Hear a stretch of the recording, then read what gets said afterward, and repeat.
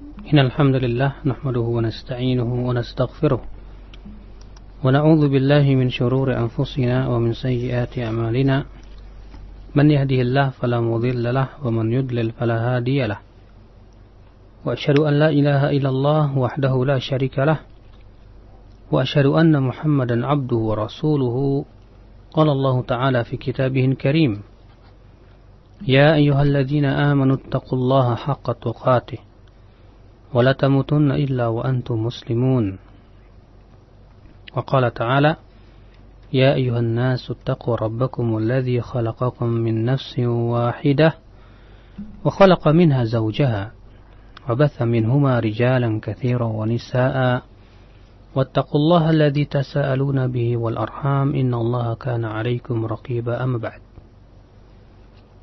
فإن أصدق الحديث كتاب الله وخير الهدي هدي محمد صلى الله عليه وسلم وشر الأمور محدثاتها وكل محدثة بدعة وكل بدعة ضلالة وكل ضلالة في النار.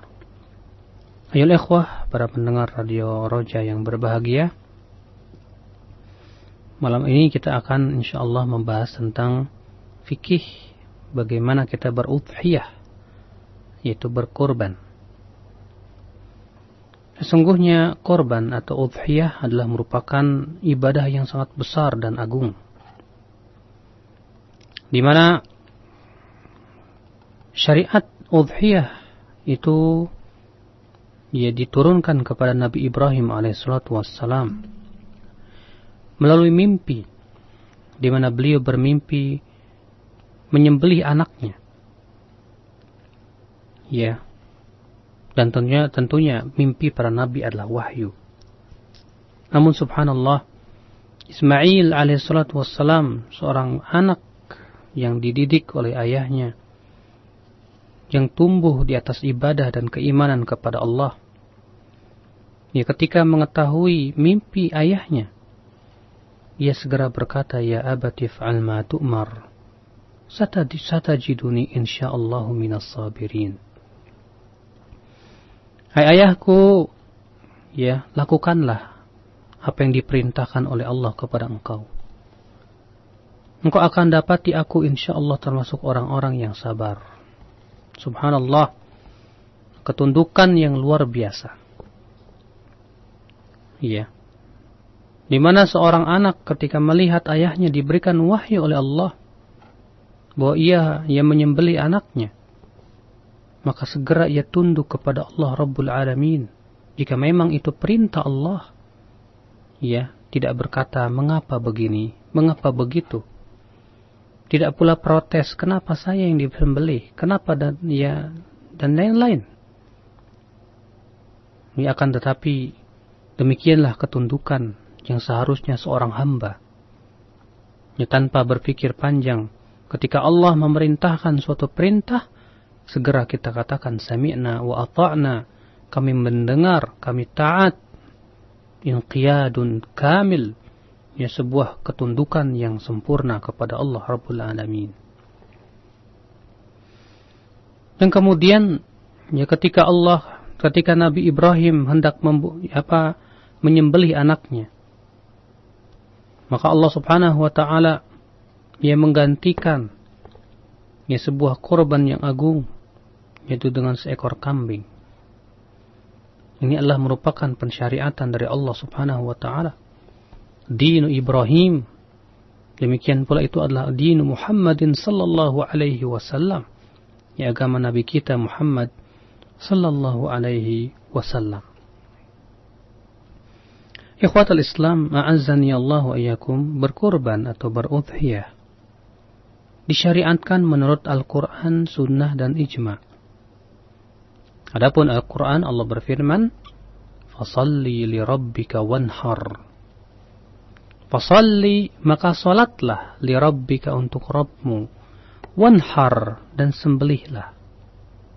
Sebagian ahli ilmu, al-udhiyah ba'da salati Id, artinya berkorban setelah salat Id. Adapun hadis, maka disebutkan dalam hadis bahwa Nabi sallallahu alaihi wasallam dhaha bi kabshaini amlahaini aqranaini dhabahahuma biyadihi wa samma wa kabbar wa wada' rijlahu ala sifahiha.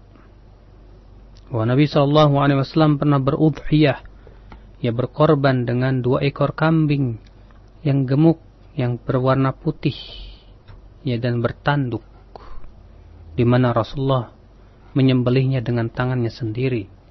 Beliau menyebut bismillah dan bertakbir, dan beliau meletakkan ya kakinya di atas sifah, yaitu ya leher binatang korban yang akan disembelih.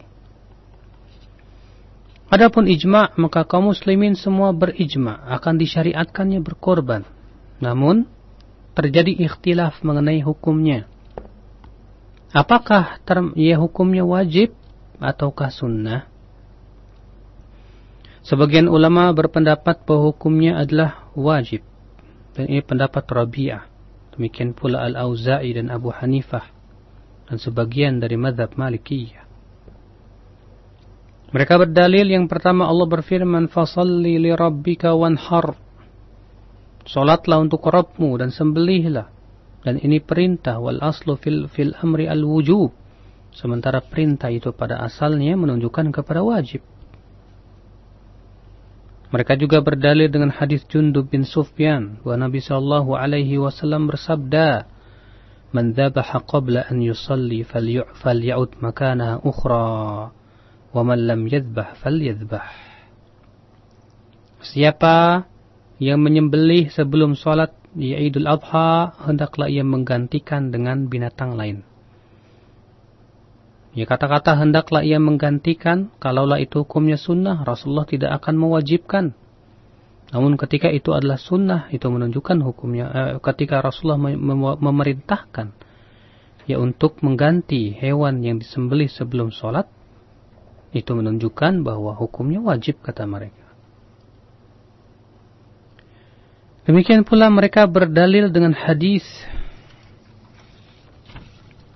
yang diikhtilafkan akan kesahihan atau ya apakah dia mauquf ataukah ia marfu. Akan tetapi ya Syekh Albani rahimahullah mengatakan hasan, di mana Rasulullah SAW sabda, man kana lahu sa'ah wa lam yudhi fala yaqrabanna musallana. Siapa yang punya kemampuan namun ia tidak berudhiyah, maka jangan sekali-kali ia mendekati mushola kami, itu lapangan tempat sholat. Ya, di sini Rasulullah SAW ia melarang untuk mendekati mushola bagi mereka yang tidak berudhiyah. Itu menunjukkan bahwasanya udhiyah itu hukumnya wajib. Demikian pula disebutkan dalam hadis yang sahih, Rasulullah SAW bersabda, ala kulli ya ahli baitin. Ya, disebutkan dalam hadis bahwa wajib atas setiap ahli bait ya untuk berudhiyah atau menyembelih di setiap tahunnya, atau kama qala. Nah, ini adalah merupakan dalil-dalil yang dijadikan oleh pendapat pertama yang menunjukkan akan hukum wajibnya udhiyah. Adapun ikhwatul Islam, jumhur ulama, dan ini pendapat Imam Malik, Syafi'i dan Ahmad, ini berpendapat bahwa itu adalah hukumnya sunnah muakkadah, bukan wajib. Mereka berdalil yang pertama dengan hadis Ummu Salamah bahwa Nabi SAW bersabda, "Idza dakhalatil 'ashru wa arada ahadukum an yudhi, fala yamassa min sya'rihi wa basharihi syai'a." Apabila telah masuk 10 awal Dzulhijjah dan seseorang dari kamu hendak berudhiyah. Perhatikan kata-kata seseorang dari kamu hendak berudhiyah. Maka janganlah ia memotong rambut dan kukunya sedikit pun juga. Kata mereka, kata-kata apabila seseorang dari kamu hendak berudhiyah, itu menunjukkan bahwa hukumnya wajib. Sebab kalaulah itu hukumnya sunnah, Rasulullah SAW tak akan mengatakan dan seseorang dari kamu hendak berudhiyah. Ya. Akan tetapi pendalilan dengan hadis ini ya adalah sesuatu yang fihi nadhar. Ya, kurang kuat. Kenapa?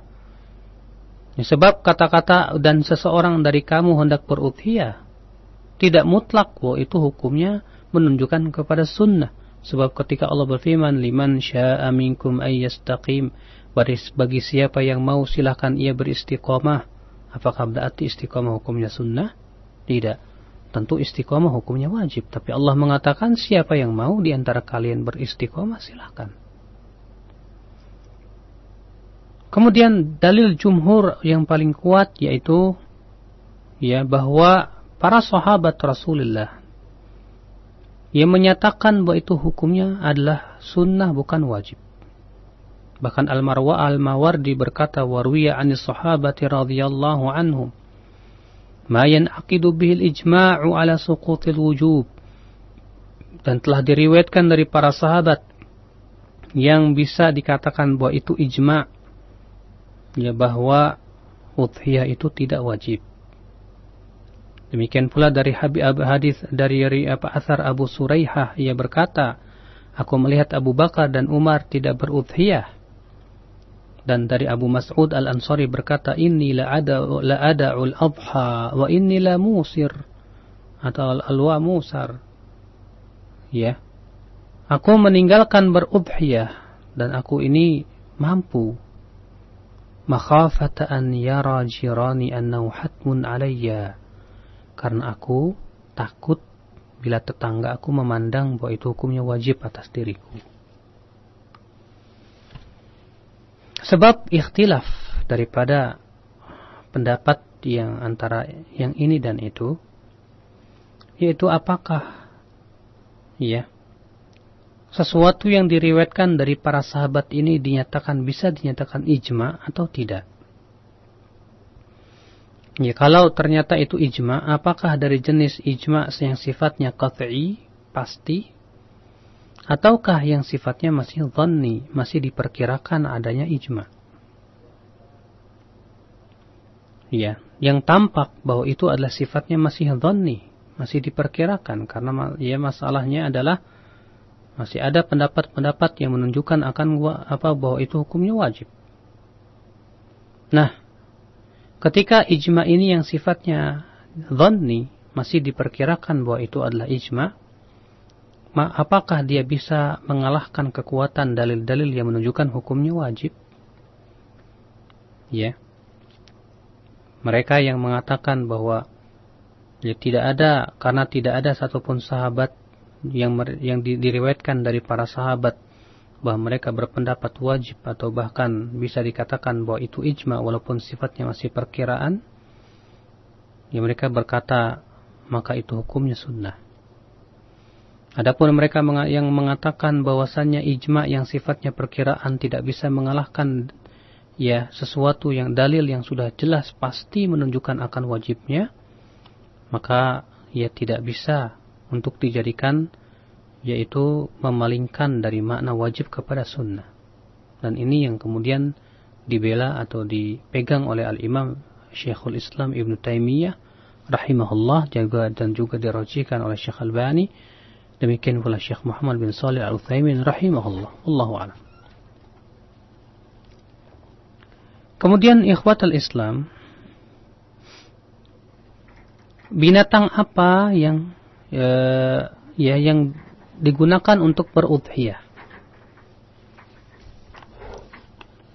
Allah Subhanahu wa taala berfirman dalam surat Al-Hajj ayat 34. Liyadhkuru ismallahi ala ma razaqahum min bahimatil an'am. Agar mereka berzikir atau menyebut nama Allah atas apa yang Allah berikan rizki kepada mereka dari bahimatul an'am, dari hewan ternak.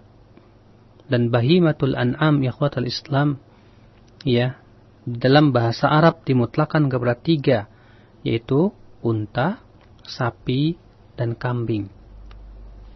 Ya, domba masuk di dalamnya. Dan dihikayatkan dari ahli ilmu bahwa ini adalah ijma. Akan tetapi Ibnu Munzir menghikayatkan akan adanya pendapat lain. Ya. Yaitu perkataan Bilal bin Rabah yang berkata, "Ma kuntu ubali law dhahaitu bidikin." Aku tidak peduli kalau aku berkorban dengan seekor ayam jantan. Akan tetapi yang rajih adalah pendapat jumhur. Ya, karena tidak pernah dinukil bahwa Nabi sallallahu alaihi wasallam dan para sahabatnya juga yang lain bahwa berudhiyah dengan apa? Dengan selain kambing atau sapi atau unta. Adapun unta, maka ini mencukupi 10 orang. Sedangkan sapi, maka itu mencukupi 7 orang.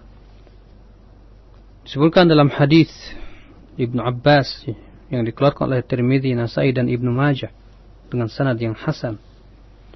كنا مع رسول الله صلى الله عليه وسلم في سفر فحضر الأضحى فاشترطنا في البقرة 7 وفي البعير 10. Kami pernah bersama Rasulullah sallallahu alaihi wasallam dalam sebuah perjalanan. Lalu hadirlah waktu udhiyah.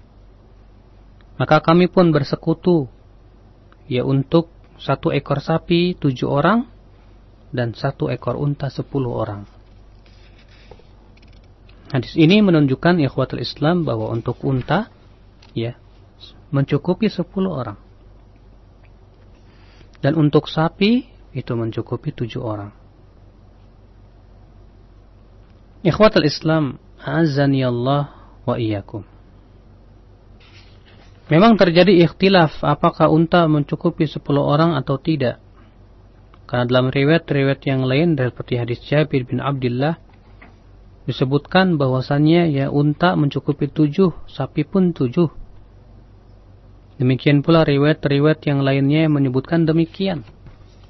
Adapun yang menyebutkan tentang 10 bersendirian padanya Husain bin Waqid, walaupun dia seorang yang thiqah, akan tetapi Imam Ahmad berkata pada hadisnya ada tambahan yang tidak diketahui apa dia. Sehingga masih diragukan tambahan 10 ini. Barangkali itu adalah wahamnya dia. Yang jelas, yang lebih selamat tentunya, memilih pendapat yang mengatakan bahwa unta mencukupi 7. Demikian pula, sapi pun mencukupi 7. Maka apabila 7 orang bersekutu, maka silahkan. Demikian pula apabila kurang dari 7 orang, 6, 5, apabila mereka bersekutu untuk membeli seekor sapi pun boleh. Yang salah lebih dari 7. Seperti yang banyak dilakukan misalnya di perusahaan atau di sekolah-sekolah. Di mana gurunya mengambil iuran masing-masing anak 25.000 katanya buat beli kambing atau sapi. Subhanallah. Ini jelas menunjukkan akan ketidakfahaman dia terhadap syariat kita yang mulia ini. Berapa umur daripada binatang ternak yang disembelih? Rasulullah disebutkan dalam hadis yang sahih yang dikeluarkan oleh Muslim dari hadis Jabir bin Abdullah bahwa Rasulullah sallallahu alaihi wasallam bersabda, "La tadhbahu illa musinnah illa an ya'sura 'alaikum fatadhbahu jaz'atan min ad-dha'ni." Janganlah kalian menyembelih kecuali musinnah. Kecuali kalau sulit untuk kalian dapatkan musinnah, maka silahkan menyembelih jaz'ah dari do'n, itu domba, dari kambing. Musinnah, di sini Rasulullah mengatakan jangan kalian menyembelih kecuali musinnah.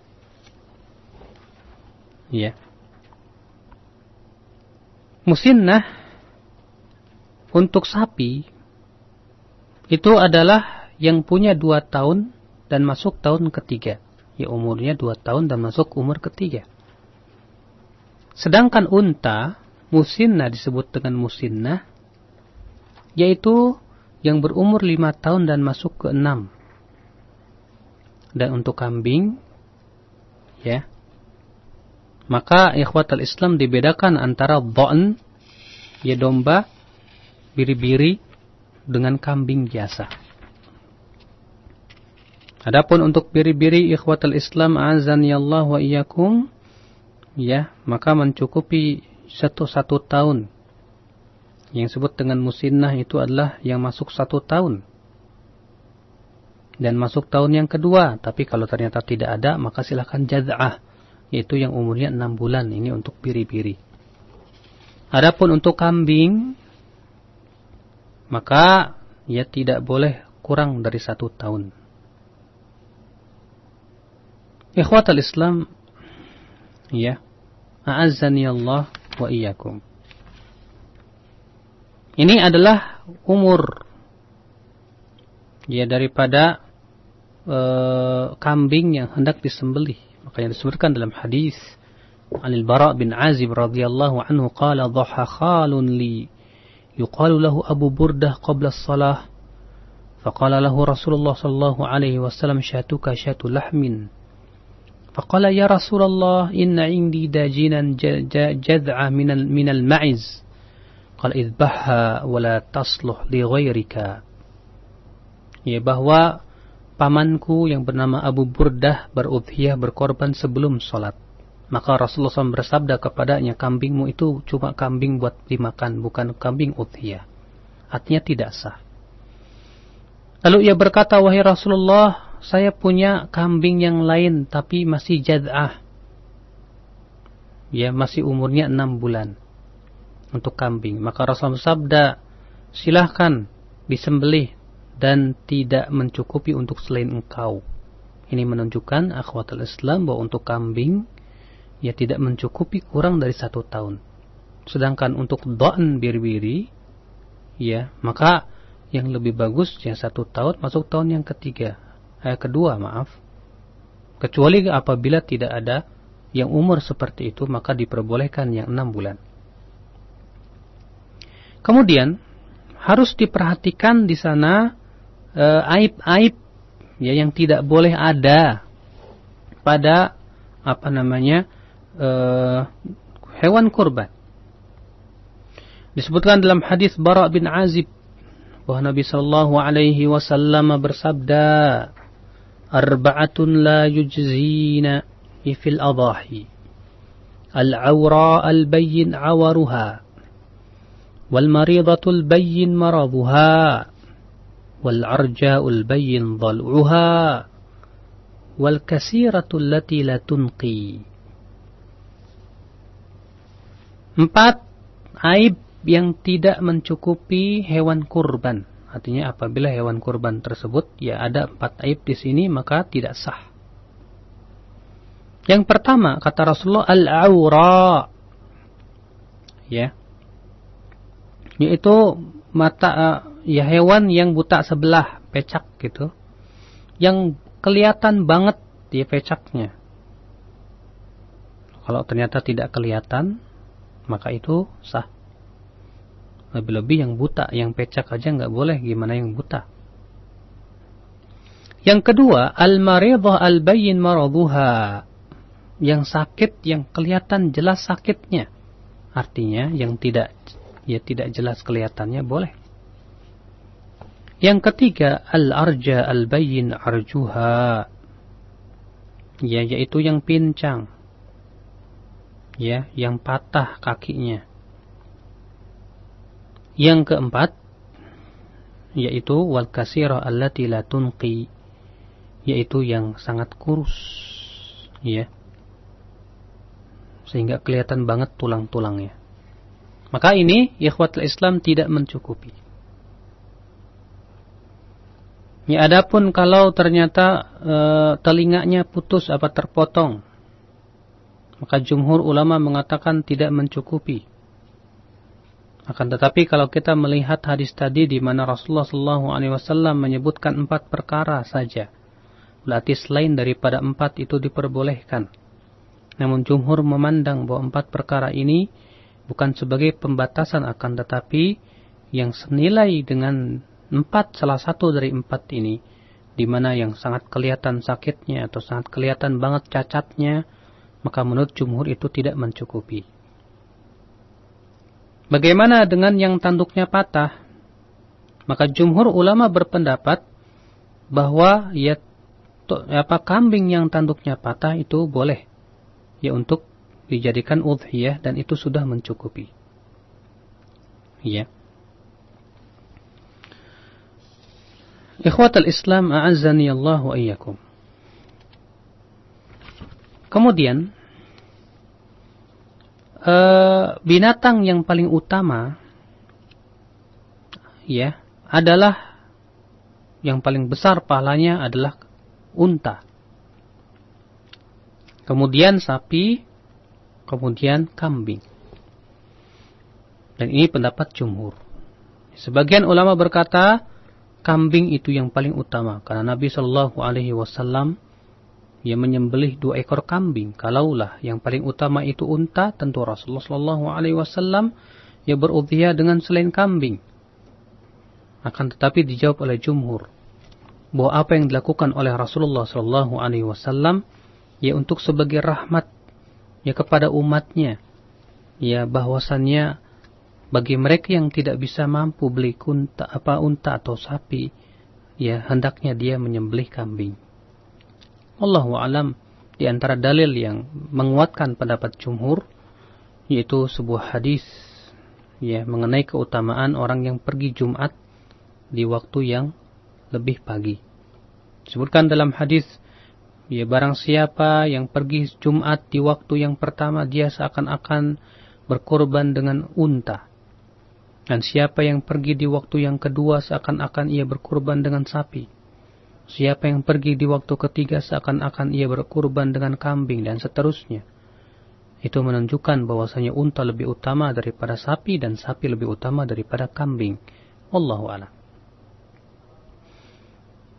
Dan tentunya, ya ketika kita memilih binatang yang hendak kita sembelih atau jadikan kurban, hendaknya kita ya memilih yang gemuk, karena itu lebih besar pahalanya. Makanya Abu Umamah bin Sahal berkata, "Kunna nusamminul udhiyah bil Madinah, wa kana al-muslimuna yusamminun." Kami dahulu ya menggemukkan hewan kurban di kota Madinah, dan adalah kaum muslimin juga menggemukkan hewan-hewan kurban mereka. Makanya ikhwatal Islam ya semakin besar ya semakin besar pahala pula. Ya semakin kecil tentunya juga ya sesuai dengan ya itu daripada itu. Yang paling utama adalah yang berwarna putih, kemudian setelahnya yang keruh, setelahnya kemudian yang hitam. Makanya Syekhul Islam Ibn Taimiyah berkata, wal afra afdal minas sauda. Ya, dan yang berwarna keruh lebih utama daripada yang berwarna hitam, dan yang berwarna putih lebih utama daripada semuanya. Wa idza kana sawat hawla 'ainaiha wa famiha wa fi rijlaiha ashbahat udhiyatan nabi sallallahu alaihi wasallam. Kata Syekhul Islam, kalau ternyata ya kambingnya putih dan ternyata di sekitar matanya hitam, ya demikian pula mulutnya hitam dan kedua kakinya pun hitam, maka itu menyerupai kambing yang disembelih oleh Rasulullah sallallahu alaihi wasallam, sebagaimana ditunjukkan oleh hadis Aisyah radhiyallahu anha. Maka yang disebutkan dalam riwayat yang lain ketika menyebutkan tentang keutamaan ya membebaskan budak, aghlaha samana wa anfasuha inda ahliha, itu yang paling mahal. Maka ya kita berlomba-lomba ya akhi, ya di dalam berudhiyah coba kita berusaha yang paling mahal, bukan untuk berbangga-bangga, tidak, akan tetapi tentunya kita berusaha ya untuk mendapatkan pahala yang lebih besar. Kemudian peringatan bagi mereka yang ingin berkorban ya berudhiyah, apabila telah masuk 10 awal Dzulhijjah, tidak boleh dia memotong rambutnya dan kukunya sampai dia menyembelih. Sebagaimana sudah disebutkan tadi hadisnya, idza dakhalatil ashru, apabila telah masuk 10 awal bulan Dzulhijjah dan seseorang dari kamu hendak berudhiyah, janganlah ia memotong rambutnya, jangan pula dia memotong ya kukunya, dia mengambil dari kuku atau kulitnya sedikit pun juga. Ikhwatal Islam, a'azzani Allah wa iyyakum. Adapun waktu berkorban, para ulama bersepakat bahwa tidak boleh menyembelih hewan kurban sebelum sholat Idul Adha. Ya, sudah kita sebutkan tadi hadis Abu Burdah, di mana ia menyembelih hewan kurbannya sebelum Idul Adha, sebelum sholat. Maka Rasulullah bersabda, syatuka syatu lahmin, ya kambingmu itu bukan kambing ya kurban, tapi itu kambing sebatas buat dimakan saja. Akan disebutkan dalam hadis Anas bin Malik bahwa Rasulullah SAW bersabda, man dzabaha qabla as-salati fa innama dzabaha li nafsihi wa man dzabaha ba'da as-salati faqad tamma nusukuhu wa ashaba sunnatal muslimin. Akhrajahu al-Bukhari wa Muslim. Siapa yang menyembelih sebelum salat, berarti ia menyembelih untuk dirinya, kata Rasulullah. Dan siapa yang menyembelihnya setelah salat, maka telah sempurna nusuknya dan sesuai dengan sunnah kaum muslimin. Adapun akhir waktunya terjadi ikhtilaf. Sebagian mengatakan sampai di akhir bulan haji. Sebagian mengatakan sampai di akhir hari-hari tasyrik, yaitu pada tanggal 13. Ya, Allahu a'lam. Adapun tempatnya ya akhi, disebutkan dalam hadis Jundub bin Sufyan, ia berkata, syahidtul adha ma'a Rasulillah sallallahu alaihi wasallam. Falam ya'ud an shalla wa faragha min salatihi sallam, fa idza huwa yara lahma adhahi qad dhubihat qabla an yafrugha min salatihi. فقال من كان ذبح أضحيته قبل أن يصلي فليذبح مكانها أخرى ومن كان لم يذبح فليذبح بسم الله. Berkata ya Jundub bin Sufyan, aku menyaksikan Idul Adha bersama Rasulullah sallallahu alaihi wasallam. Kemudian setelah beliau selesai salat, beliau mengucapkan salam. Akan tetapi Rasulullah melihat ada daging-daging kurban yang sudah disembelih sebelum selesai salat.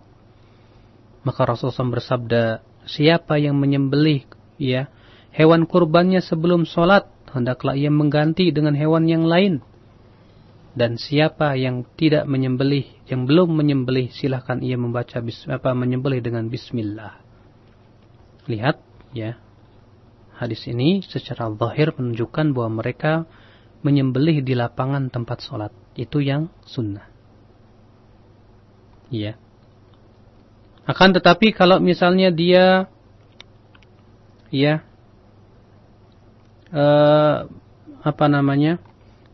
memotong hewan kurbannya di rumah atau di tempat yang lainnya, maka itu sudah mencukupi. Ya.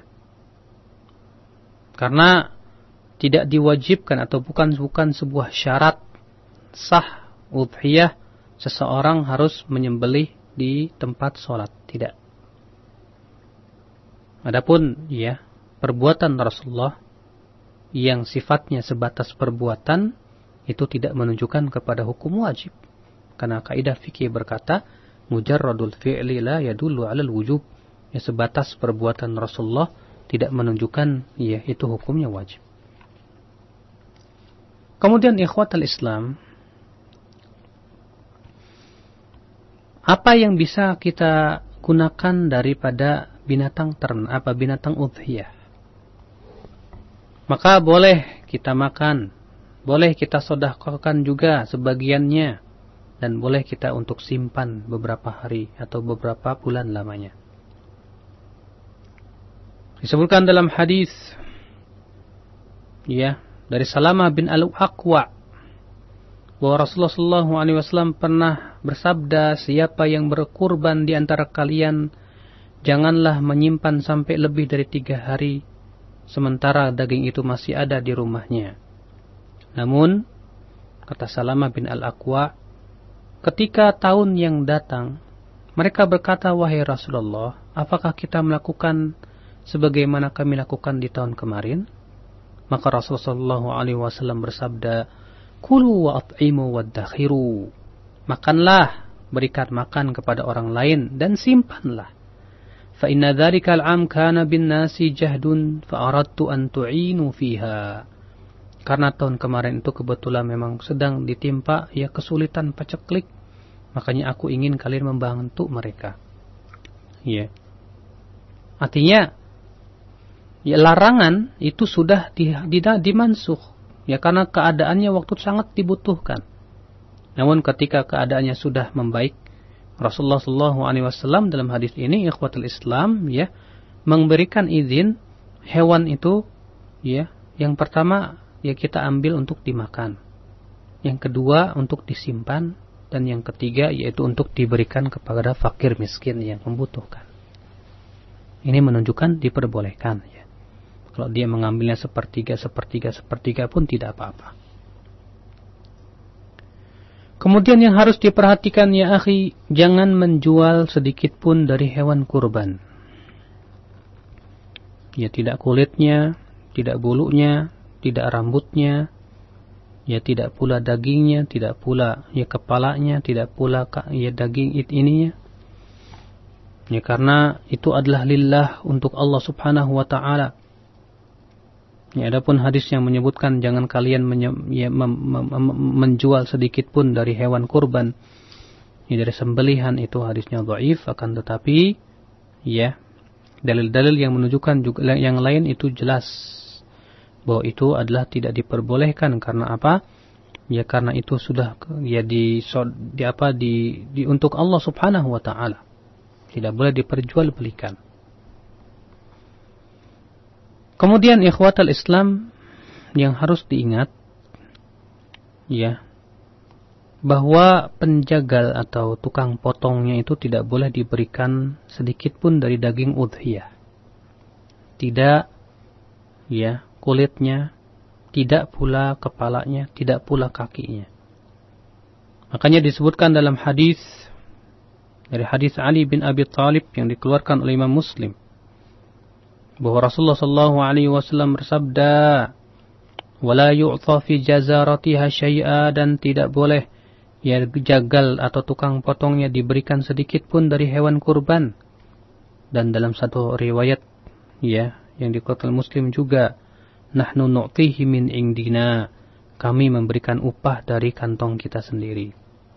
Ini menunjukkan ya akhi ya bahwa tukang potong itu tidak boleh untuk mendapatkan bagian dari hewan korban yang ia potong. Ya bagaimana kalau ternyata ada orang lain ngasih ke tukang potong? Apakah dia boleh? Artinya ya orang lain misalnya dari dia berkorban sendiri yang kemudian kebetulan tukang potong itu dikasih sama dia. Bolehkah? Iya. Jawabnya boleh. Adapun keadaan sekarang memang ya terkadang sulit. Siapa yang mau menerima ya kulit-kulitnya? Sementara orang siapa yang butuh kulit dimasak juga tidak bisa. Ya kebanyakan ya dijual lah begitu. Maka ya tidak apa-apa kita berikan kepada misalnya 2 orang atau 3 orang dari orang-orang yang butuh ya. Daripada kulit-kulit yang ada, setelah itu terserah mereka hendak menjual atau yang lainnya untuk kebutuhan mereka, silahkan. Allahu a'lam. Ikhwatul Islam, a'azzani Allah wa iyyakum. Kemudian bagaimana ya tata cara menyembelihnya? Tentunya akhi, menyembelih hewan kurban ya disyaratkan yang pertama yaitu seorang muslim. Adapun ya orang kafir tidak diperkenankan karena tidak diterima ibadah mereka. Demikian pula apabila mewakilkan kepada orang lain pun tidak boleh orang kafir, hatta itu orang Yahudi dan Nasrani, walaupun sembelihan mereka halal untuk kaum muslimin, akan tetapi untuk udhiyah kata Syekh Utsaimin rahimahullah, karena itu berhubungan dengan masalah ibadah, sementara niatnya orang kafir itu tidak sah, maka tidak diperbolehkan.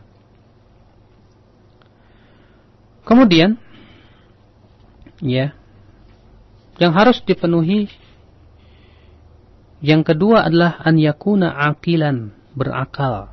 Maka sembelihan orang gila tidak sah. Yang ketiga yaitu tidak boleh dalam keadaan diharamkan dia menyembelih atau seperti orang yang ihram.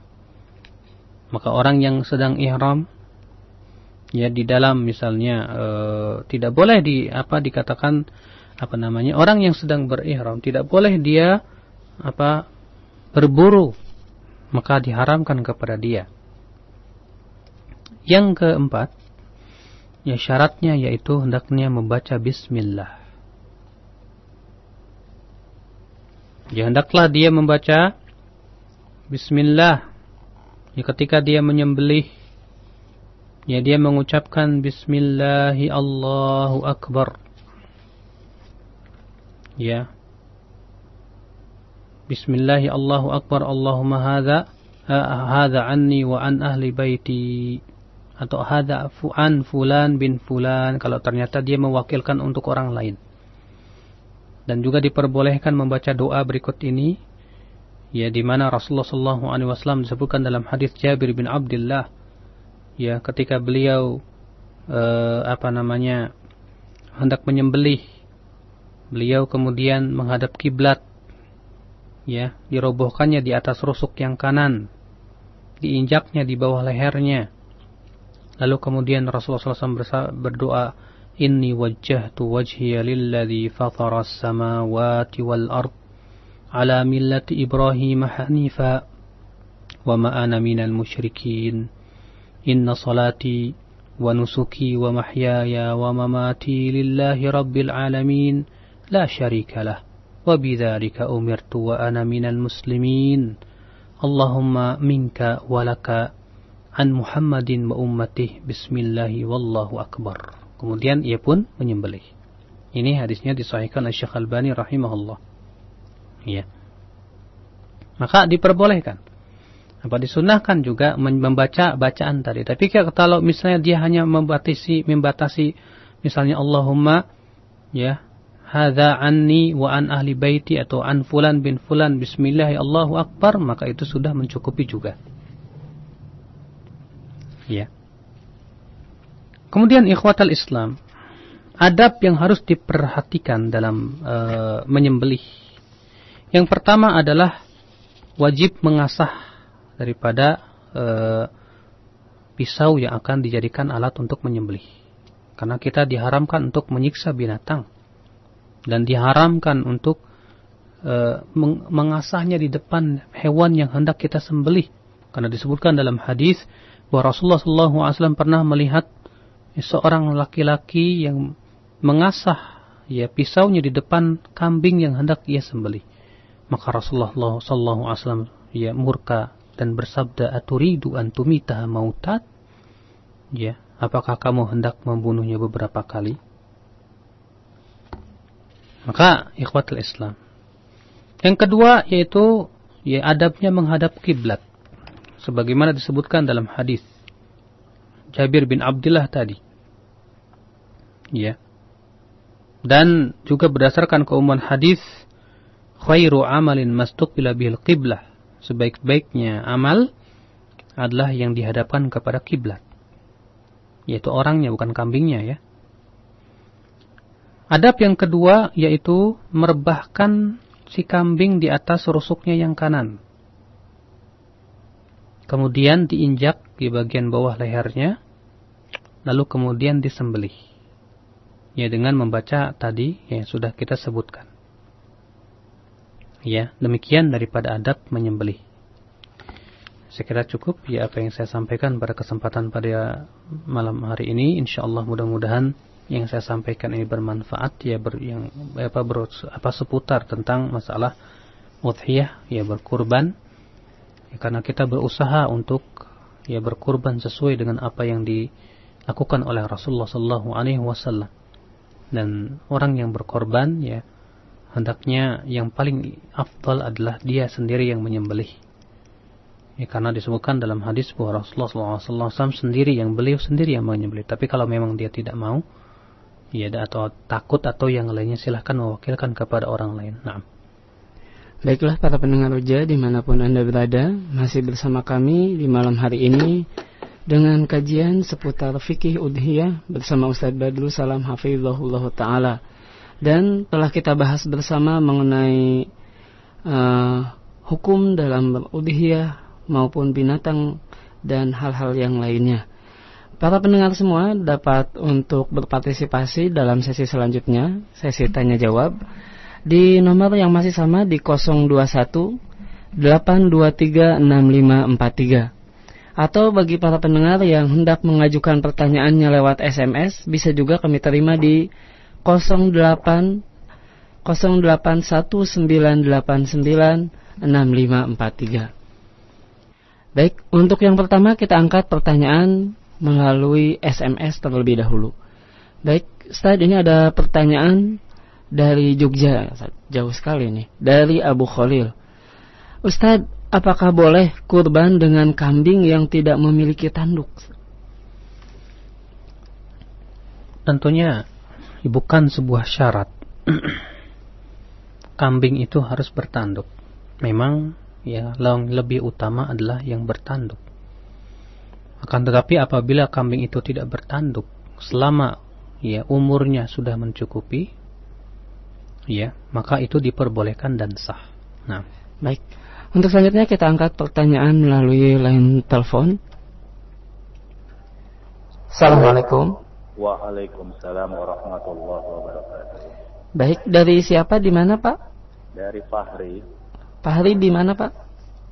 Di Otista. Di Otista. Baik, silakan Pak Fahri. Saya mau bertanya, kalau kita ini korban dua saudara kita yang sudah nggak ada, atau ibu kita atau orang tua kita gitu, bagaimana keterangannya? Baik, cukup Pak? Atau sama orang lain, kerabat lain gitu? Ya. Saudara kandung, orang tua atau kerabat? Ya, baik. Terima kasih. Ya, sama-sama. Assalamualaikum. Waalaikumsalam warahmatullahi. Terdapat fatwa dari Syekh Abdul Aziz bin Baz bahwa beliau ditanya tentang berkorban untuk orang yang sudah mati. Maka beliau berkata bahwa karena korban itu termasuk sedekah. Sedangkan telah ada dalil yang menunjukkan bahwa bolehnya bersedekah untuk orang yang sudah mati, maka beliau menyatakan boleh. Dan Syekh Utsaimin, ya Syekh Muhammad bin Shalih Utsaimin rahimahullah dalam kitab Syarah Mumti' menyebutkan bahwa sebetulnya ya kata beliau beliau belum mendapatkan adanya contoh dari salafus salih, dari sahabat tabi'in dan tabi'ut tabi'in bahwa mereka berudhiyah dengan untuk orang yang sudah mati. Walaupun demikian kata beliau untuk menyatakan bahwa itu bid'ah itu pun sulit.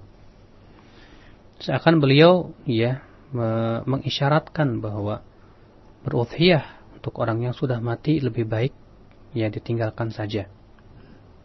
Ya artinya ini butuh daripada contoh dari Rasulullah dan para sahabatnya. Ya, Allahu a'lam. Untuk yang keduanya, Ustaz, berkurban untuk saudaranya yang masih hidup, gimana, Ustaz? Yang jelas ya, kita berusaha untuk berlomba-lomba dalam kebaikan. Allah Subhanahu wa taala berfirman, "Fastabiqul khairat." Dan kita pun berlomba-lomba untuk mengumpulkan pahala demi pahala, sebab kita sangat butuh kepada amal saleh. Maka kita lebih butuh kepada pahala, dan kita berusaha untuk berlomba kepada pahala itu. Maka ya bila kita berudhiyah untuk diri kita dan diniatkan pula untuk saudara untuk keluarga kita, sebagaimana Rasulullah mengatakan hadza anni wa an ahli baiti, ya ini dariku dan dari ahli baitku, maka itu adalah sesuatu yang afdal dan yang sesuai dengan apa yang dilakukan oleh Rasulullah sallallahu alaihi wasallam. Nah. Baik, para pendengar, kita angkat pertanyaan berikutnya melalui telepon. Assalamualaikum. Waalaikumsalam. Dari siapa, di mana Bapak? Abu Ferry di Bekasi. Abu Ferry di Bekasi, silakan. Waalaikumsalam. Waalaikumsalam. Tadi saya menanya, tadi disebutkan bahwa kalau sudah memasuki tanggal 10 tidak diperkenankan motong rambut dan kaki kuku. Yang dimaksud motong rambut dan kuku itu maksudnya yang berkurban apa hewannya gitu, Ustaz itu. Nah, saya itu Ustaz. Assalamualaikum. Waalaikumsalam warahmatullahi wabarakatuh. Coba kita perhatikan hadis itu, Pak ya. Rasulullah sallallahu alaihi wasallam bersabda, idza dakhala al-ashru wa arada ahadukum an yudhi fala yamassa ya min sya'rihi wala min basharihi syai'a aw kama qala.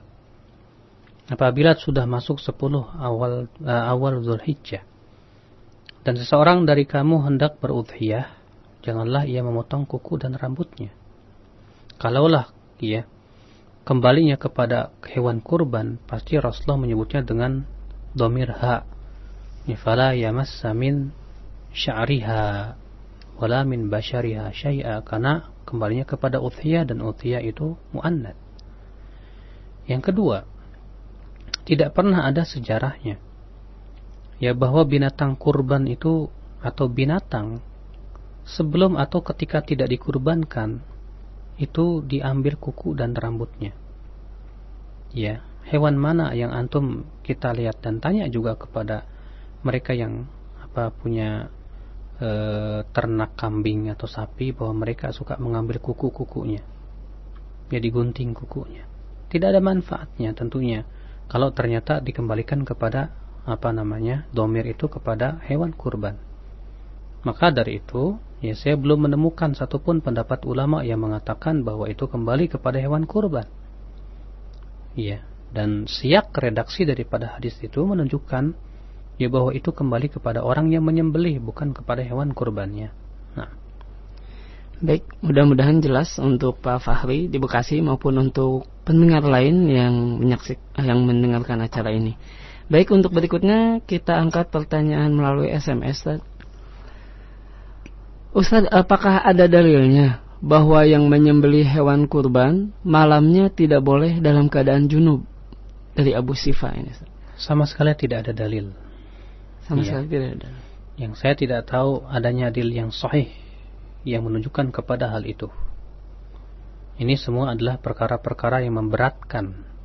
Rasulullah SAW hanya bersabda, apabila sudah masuk 10 awal Dzulhijjah dan seseorang dari kalian ingin berudhiyah, jangan memotong ya rambut dan kukunya. Beliau hanya membatasi itu. Kalaulah ya tidak boleh berjunub pada waktu malamnya, tentu Rasulullah SAW sudah menjelaskannya kepada umatnya. Wallahu a'lam. Baik, satu pertanyaan lagi Ustaz melalui SMS sebelum kita angkat pertanyaan melalui telepon. Ini mungkin pertanyaan yang berkaitan dengan kebiasaan banyak Ustaz, yaitu untuk mengkonsumsi daging kurban oleh panitia Ustaz. Apakah diperbolehkan? Iya. Panitia yang berkorban atau yang mengurus daripada pembagian dan yang lain-lainnya, ya apabila dia mengambil bagian daripada hewan kurban dan si pemiliknya menyatakan boleh ya untuk hadiah untuk mereka, maka itu diperbolehkan. Ya tidak apa-apa ya panitia misalnya mengambil bagian daripada hewan kurban ya selama itu bukan tukang jagal, bukan tukang potongnya ya, maka itu diperbolehkan. Makanya Syekh Utsaimin rahimahullah dalam Syarah Mumti' ketika menyebutkan tentang memberikan hadiah dari hewan kurban, beliau mengatakan boleh. Artinya kata beliau, ya dalam Syarah Mumti' diperbolehkan hewan kurban itu untuk 3 perkara. Yang pertama adalah untuk disedekahkan, yang kedua adalah untuk diri kita dimakan dan disimpan, dan yang ketiga adalah untuk diberikan hadiah. Kalau dia berikan hadiah misalnya kepada saudaranya yang mampu, kata Syekh Utsaimin boleh. Nah. Baik, untuk selanjutnya kami akan angkat pertanyaan melalui line telepon di 8236543. Assalamualaikum. Waalaikumsalam. Baik, dari siapa di mana? Dari Albani di Cibarusah. Albani Cibarusah. Tafadhol. Ustaz, saya mau nanya ini ya. Di sekolah anak saya kan akan diadakan sembelih daging kurban gitu. Terus di kertas lebarannya itu mengatakan apabila kurban sunnah maka akan mendapatkan sepertiga dagingnya, dan apabila kurban wajib maka tidak mendapatkan apa-apa. Saya nanya ini, apakah di dalam Islam ada aturan kurban wajib dan kurban sunnah? Itu saja, syukran. Assalamualaikum. Waalaikumsalam. Saya pun juga baru mendengar perkara seperti ini. Yang saya sebut dan saya sudah sebutkan tadi di awal, bahwa hukum kurban, ya, para ulama berikhtilaf. Sebagian mengatakan wajib dan sebagian mengatakan sunnah. Ya, maka perincian-perincian seperti ini ya tidak ada dasarnya dari dalil dan tidak pernah dikenal pula pada zaman salafus salih. Yang Rasulullah SAW ya yang menyebutkan dalam hadisnya, kulu wa at'imu wa dakhiru, makanlah dan berikan makan kepada orang lain dan simpanlah. Itu adalah merupakan izin secara mutlak. Ya, tidak dibedakan antara yang sunnah atau yang wajib. Allah a'lam. Baik, mudah-mudahan jelas untuk Ummu Albani di Cibarusah. Untuk berikutnya, kembali kami akan angkat pertanyaan melalui line telepon di 8236543. Assalamualaikum. Assalamualaikum. Waalaikumsalam warahmatullahi. Dari siapa di mana? Dari Bu Nining di Bekasi. Bu Nining di Bekasi. Silakan Bu Nining. Ya, mau nanya, saya kan kurban di kampung ya. Saya titip orang tua saya. Hukumnya gimana ya, Ustaz? Boleh nggak itu kalau kayak gitu? Terus kalau di sini saya cukup niat aja apa gimana gitu? Oh, baik. Baik, cukup Bu Nining. Keduanya Cukup ya. Cukup satu aja Bu aja ya. oh iya deh. Assalamualaikum. Waalaikumsalam warahmatullahi. Pada asalnya yang paling utama adalah kita menyembelih di tempat kita sendiri. Ya, karena itu yang dilakukan oleh Rasulullah dan para sahabatnya. Ya, justru yang lebih utama adalah kita juga yang menyembelihnya sendiri. Namun apabila misalnya di tempat orang tua kita di sana lebih membutuhkan, sehingga maslahatnya lebih besar dan manfaatnya pun lebih besar, maka itu diperbolehkan. Ya, Allahu a'lam. Baik, untuk yang kedua, Ustaz, kalau memang kurbannya di tempat yang jauh, untuk yang berkurban apakah cukup dengan niat saja tadi? Iya, cukup. Cukup dengan Ya, niat. dia mengatakan kepada orang tuanya, tolong ini sembelihkan atas nama saya. Ya, jadi si penyembelih itu, ya dia mengucapkan nanti Bismillahi Allahu Akbar hadza an fulanah binti fulanah, disebutkan namanya. Allahu a'lam. Baik, mudah-mudahan cukup jelas untuk Bu Nining. Untuk selanjutnya kami angkat pertanyaan melalui SMS di 081 989 6543. Ustadz, apakah benar orang yang belum akikah pada waktu kecil tidak diperbolehkan untuk berkurban, tapi harus didahulukan akikah terlebih dahulu? Al-Imam Ibn Qayyim dalam kitab beliau, ya, yang menyebutkan tentang masalah bayi, saya lupa judul bukunya ya. Beliau menyebutkan perkataan Imam Ahmad bin Hanbal bahwa apabila akikah dan udhiyah itu dibarengkan maka itu mencukupi. Jadi apabila misalnya seseorang yang meniatkan untuk diudhiyah dan untuk akikah, maka itu mencukupi. Ya, Allahu a'lam. Baik, untuk selanjutnya Ustaz, dari Abu Asyaukani di Citerep, Ustaz. Bagaimana hukumnya arisan, Ustaz, untuk berkurban atau arisan kurban? Ya akhi, apabila kita tidak mampu, maka Allah tidak membebani kita. Ya, Allah berfirman, la yukallifullahu nafsan illa wus'aha. Allah tidak membebani Allah tidak membebani jiwa kecuali sesuai dengan kemampuannya. Dan sesuatu yang sulit ya kita untuk lakukan, ya tidak perlulah kita bersusah payah dengan cara arisan, apalagi itu sifatnya seumur hidup sekali. Bukan seumur, setahun sekali, maaf. Yang barangkali kalau misalnya yang beriuran itu 20 orang, barangkali yang ke-20 akan menunggu sampai 20 tahun yang akan datang. Ini sesuatu yang memberatkan sekali. Ya, wal masyaqqah tajlibu taysir. Kalaupun dia memang tidak mampu untuk berudhiyah, bagaimana lagi?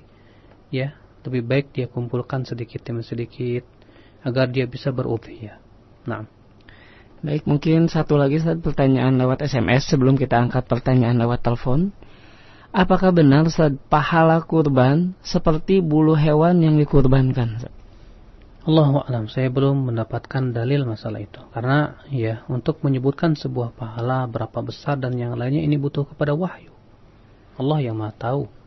Ya, untuk menyebutkan tentang pahalanya besar segini sampai sebesar setiap 10 hewannya dia dapat pahala. Ya, ini butuh kepada dalil. Ini butuh kepada dalil, akan tetapi yang jelas bahwa pahala berkorban atau berudhiyah itu ya besar pahalanya. Dan yang sampai kepada Allah bukan hewan kurbannya, tapi pahalanya, keikhlasannya, ketakwaannya. Allah berfirman, la yanalallahu luhumuha wala dima'uha walakin yanaluhu taqwa minkum. Ya, tidak akan sampai kepada Allah dagingnya, tidak pula darahnya, akan tetapi yang sampai kepada Allah adalah ya ketakwaan ya di antara kalian. Allah. Baik, mudah-mudahan juga ini bisa menjadi manfaat bagi yang lain yang mendengarkan dalam kajian ini. Untuk selanjutnya kami angkat pertanyaan melalui line telepon di 8236543. Halo. Halo, assalamualaikum. Assalamualaikum Ustaz. Waalaikumsalam warahmatullahi. Dari siapa, di mana? Dari Ummu Sarah di Kebon Jeruk. Ummu Sarah Kebon Jeruk. Silakan Ummu Sarah. Gini Ustaz, Ana mau nanya, kan suami Ana insya Allah akan berkorban. Kalau kebetulan Ana ada rezeki pribadi sebagai istri, Ana ingin korban juga, boleh ya Ustaz ya? Baik. Selain itu tadi kan Ustaz sebutkan nggak boleh gunting kuku ya. Tapi saya lupa tuh udah gunting kuku gimana Ustaz ya? Ya, baik. Udah cukup? Udah itu aja deh. Iya. Afwan. Waalaikumsalam warahmatullahi. Iya, apabila istri misalnya ya mengeluarkan dari uang pribadinya untuk berkorban, maka boleh. Ya, jelas diperbolehkan. Tidak ragu lagi. Adapun sesuatu yang sudah lupa, maka ini dimaafkan karena Rasulullah SAW bersabda, Innallaha tajawaza li an ummati al-khata' wan nisyan wa mastukrihu alaih.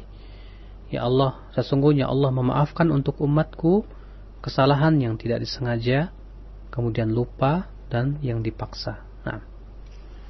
Baik, masih kami angkat pertanyaan melalui line telepon di 8236543. Assalamualaikum warahmatullahi wabarakatuh. Dari siapa, di mana? Dari Ummu Lutfan di Geraha Asri. Ummu Lutfan, ya, silakan Ummu Lutfan. Ustaz mau nanya, di beberapa masjid kan udah menjadi kebiasaan bahwa yang namanya kulit itu selalu dijual. Nah, yang seperti itu apakah kurbannya tetap sah atau enggak? Demikian. Terima kasih. Assalamualaikum warahmatullahi wabarakatuh. Waalaikumsalam warahmatullahi wabarakatuh. Apabila yang berkorban itu menyembelih kurbannya dan telah disembelih dengan nama Allah, ya maka sudah sah. Adapun yang berhubungan dengan masalah menjual kulitnya, yaitu tidak berhubungan dengan syarat sah. Akan tetapi itu tentunya bisa jadi mengurangi pahala yang didapat oleh seorang hamba.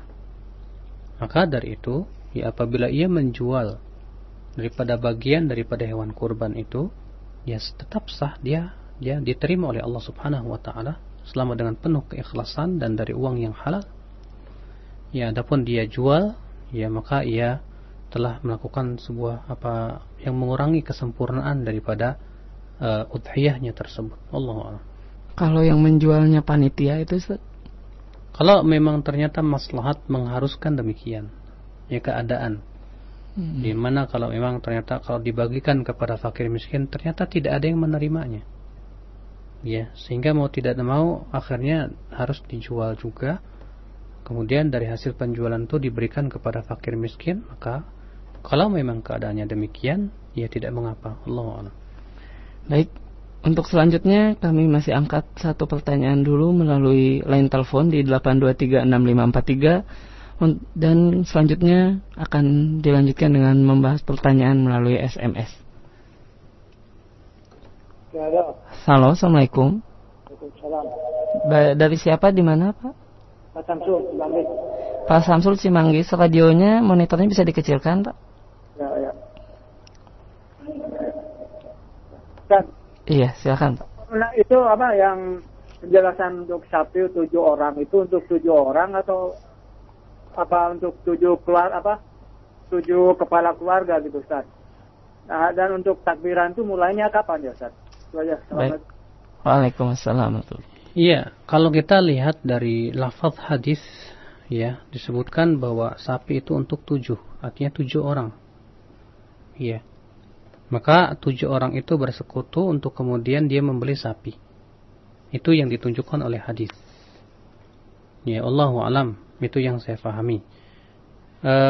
Kemudian tentang masalah takbir daripada Idul Adha, yang sunnah itu adalah dimulai dari semenjak setelah sholat fajar tanggal 9 Dzulhijjah. Ya, tadi pagi seharusnya kita sudah mulai bertakbir.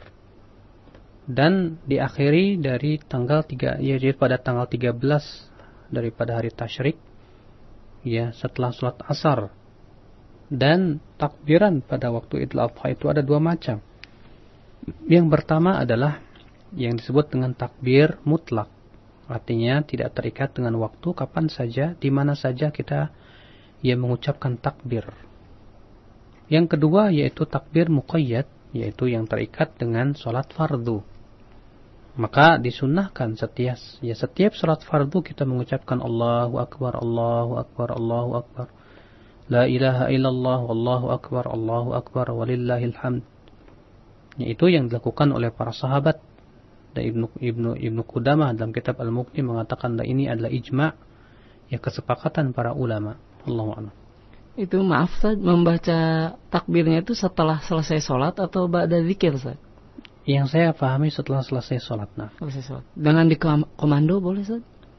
Tentu masing-masing dikeraskan, ya. Masing-masing dikeraskan. Ya. Akan tetapi imam, ya, terkadang kalau imam tidak memulai, barangkali makmumnya diam.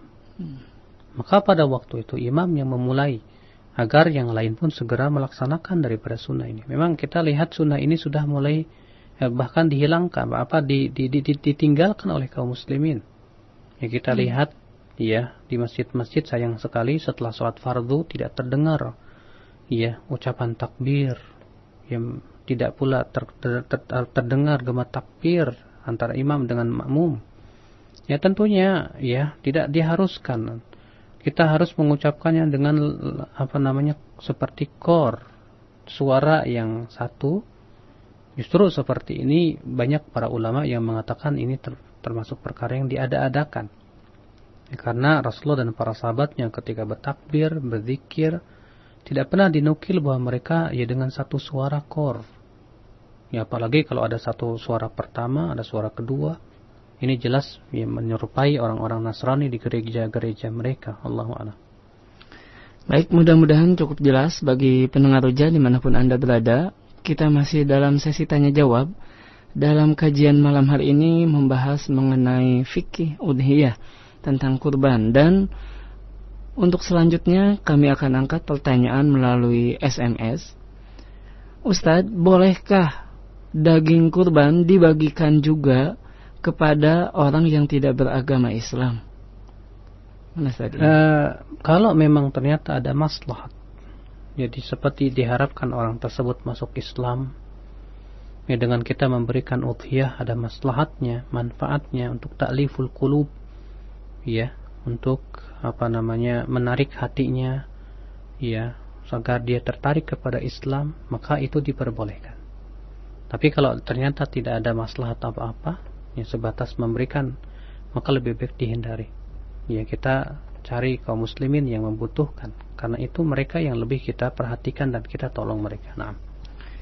Baik, untuk selanjutnya Ustaz, ada pertanyaan mengenai hukum yang rajih Ustaz dari berkurban jika tidak melihat hewannya, atau ada pertanyaan yang lain yang berkaitan transfer melalui rekening, atau juga ada pertanyaan yang berkaitan sama Ustaz, transfer dan mendapatkan ini Ustaz, daging kurban dalam kaleng Ustaz. Pertama, ikhwatul Islam, tidak disyaratkan dia harus melihat hewan kurban.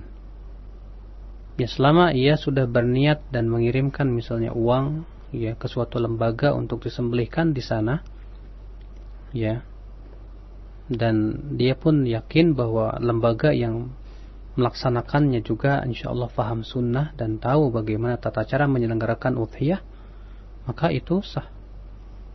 Ya, maka itu sah. Adapun berkorban dengan hewan dengan kalengan, ya, maka ini jelas ya tidak sesuai dengan tujuan daripada udhiyah itu sendiri. Sebab maksud tujuan daripada udhiyah yaitu ibadah menyembelih. Karena menyembelih itu adalah merupakan ibadah. Allah berfirman, "Qul inna salati wa nusuki wa mahyaya wa mamati lillahi rabbil alamin." Katakan, hai Muhammad, sesungguhnya salatku, sembelihanku, yang nusuk di sini ditafsirkan oleh banyak ulama yaitu dzabihati, yaitu sembelihanku. Ya, maka tujuan daripada udhiyah kita berkorban adalah yaitu sembelihannya, bukan karena bukan berupa daging-daging kalengan yang sudah menjadi kaleng, apalagi daging kalengan itu barangkali sudah diolah sebelum kita sholat Idul Adha. Padahal sudah kita sebutkan bahwa ya, apabila binatang udhiyah itu disembelih sebelum sholat Idul Adha, maka itu bukan ya sembelihan udhiyah lagi. Akan tetapi kata Rasulullah disebutkan dalam hadis, ya syatul lahm, yaitu ya sebatas buat diri kita sendiri, tidak sah ya daripada sembelihannya. Nah. Baik, untuk selanjutnya Ustaz, masih melalui SMS dan banyak pertanyaan yang senada, diantaranya dari Abu Muhammad di Bogor maupun dari penanya-penanya yang lainnya mengenai berkurban dengan kerbau. Ustaz, apakah bisa disamakan dengan sapi? Allahu a'lam, sama antara kerbau dengan sapi, karena ia satu jenis ya, dan masih satu rumpun. Maka ya bagi mereka yang berkorban dengan kerbau, ya maka sah. Allahu a'lam. Baik, untuk satu lagi Ustaz, melalui SMS sebelum kita angkat pertanyaan melalui telepon kembali dari M. Yusuf di Pulau Asem. Ustaz, bagaimana kalau hewannya betina? Apakah ada larangan berkurban dengan hewan betina, Ustaz? Tidak ada ya larangan perintah untuk menyembelih ya jantan saja misalnya. Tidak ada juga larangan untuk menyembelih betina. Akan tetapi para ulama mengatakan ya, semakin mahal dan semakin besar atau gemuk hewan udhiyah, maka itu yang lebih utama. Barangkali kalau misalnya ya, pejantan itu lebih mahal daripada betina, tentu lebih utama. Itu sebatas keutamaan saja. Akan tetapi kalau dia misalnya menyembelih yang betinanya, maka itu pun juga mencukupi. Allahu a'lam. Karena hadis-hadis ya yang menyebutkan tentang udhiyah itu sifatnya mutlak, tidak disebutkan apakah harus betina atau jantan. Nah. Baik, para pendengar Roja, masih bersama acara kami di kajian malam hari ini membahas mengenai hukum udhiyah, dan kita sedalam sesi tanya jawab. Untuk selanjutnya kami akan angkat pertanyaan melalui line telepon di 8236543. Halo, assalamualaikum. Waalaikumsalam warahmatullahi wabarakatuh. Dari siapa, di mana Ibu? Dengan Umu Ahsan di Bekasi. Umu Ahlan. Ahsan, tafadhol Umu Ahsan. Ya, makasih Ustaz. 3 tahun yang silam itu di sini diadakan ceramah Idul Kurban itu, katanya ada tiga sebab mengapa kambing ini dikorbankan. Pertama, karena dia nggak punya aturan. Keduanya, karena kalau manusia itu kalau kambing laki kayak hipersek gitu Ustaz. Lalu ketiganya itu kalau untuk kambing wanita dia kurang memperhatikan anak-anaknya. Apakah demikian dijelaskan di agama Islam gitu? Lalu bagaimana dengan sebab mengapa onta sama sapi gitu dikorbankan juga, Ustaz? Mohon penjelasan. Assalamualaikum. Waalaikumsalam warahmatullahi. Iya, ini adalah penyebutan hikmah yang saya pahami itu dari apa yang dia pahami. Ya, seakan-akan dia menganggap bahwa kambing itu binatang yang gak beres, ya, binatang yang harus disembelih. Jelas kalau alasannya seperti itu, ya, kenapa ya kambing itu sekalian saja diharamkan untuk dimakan? Karena sifat-sifatnya yang buruk. Makanya ketika Ibnu Qayyim menyebutkan tentang ilat kenapa kita diharamkan memakan daging babi, kata Ibnu Qayyim, karena terkadang perilaku seorang manusia terpengaruh daripada apa yang dia makan. Ketika babi itu punya sifat-sifat yang buruk seperti dayuth, dia tidak punya sifat cemburu terhadap pasangannya. Bahkan ketika ada pejantan lain yang ingin mengawini pasangannya, dibantunya sama si suaminya ini, sama pasangan laki-lakinya. Juga sifat-sifat lain yang kotor daripada babi. Makanya kata Ibnu Qayyim, maka di antara hikmah mengapa Allah Subhanahu wa taala melarang kita memakan daging babi, karena babi itu mempunyai sifat-sifat yang sangat jelek sekali dan buruk. Makanya Allah Subhanahu wa taala larang. Kalaulah apa yang dikatakan oleh si penceramah tersebut bahwasannya sifat-sifat kambing itu karena buruk seperti itu, barangkali itu lebih berhak untuk dikatakan kalau begitu jangan dimakan dan tidak boleh dimakan, sebab seseorang akan terpengaruh daripada sifat daripada binatang yang ia makan. Makanya Allah melarang juga anjing, dan yang dilarang oleh Allah Subhanahu wa taala rata-rata adalah binatang-binatang yang memang sifatnya itu sifatnya sangat buruk sekali. Kemudian yang kedua, bahwa penyebutan hikmah dari si dai itu sangat bertentangan dengan hikmah mengapa para nabi dan rasul semuanya menggembalakan kambing. Rasulullah SAW menyebutkan dalam hadis yang saya ingat hadis itu sahih, bahwa tidak ada seorang pun nabi kecuali ia menggembalakan kambing. Mengapa demikian? Kata para ulama, karena memang kambing itu di antara sifatnya susah diatur, sehingga pada waktu itu dibutuhkan kepada seorang penggembala kambing untuk sabar. Disitulah ia dilatih untuk sabar. Yang kedua, kata di antaranya Ibnu Qayyim juga menyebutkan mengapa para nabi dan rasul itu menggembalakan kambing, karena di antara sifat kambing itu adalah sakinah wal waqar, tenang. Dan ini merupakan sifat yang baik. Kemudian yang ketiga, kalaulah yang dikatakan oleh si khatib itu demikian, tentu Rasulullah SAW tidak akan memuji kambing. Karena Rasulullah SAW dalam beberapa hadis memuji hewan kambing. Di antaranya hadis bahwa Rasulullah SAW bersabda kepada Aisyah, ittakhidil ghanam fa innaha barakah. Ambillah kambing sebagai binatang ternak karena ia adalah berkah. Bahkan juga disebutkan dalam hadis-hadis yang sahih bahwa Rasulullah SAW sholat dan menganjurkan sholat di kandang kambing. Demikian pula Rasulullah mengabarkan bahwa kambing adalah binatang surga. Maka hadis-hadis ini semua menunjukkan bahwa kesalahan si khatib tadi dalam mengambil hikmah. Makanya dalam mengambil hikmah juga seseorang hamba seharusnya melihat dari sisi-sisi yang lain, berupa dalil-dalil dari Al-Quran atau dari hadis-hadis Nabi SAW. Tidak sebatas dia kemudian dia mikirin atau renungi sendiri, tanpa melihat dalil, lalu dia kemudian menganggap apa yang dia tarik dari kesimpulan itu sebagai sesuatu yang barangkali menganggapnya dia hebat atau yang lainnya, Allahu a'lam. Baik, para pendengar Roja, pukul 21:19 menit.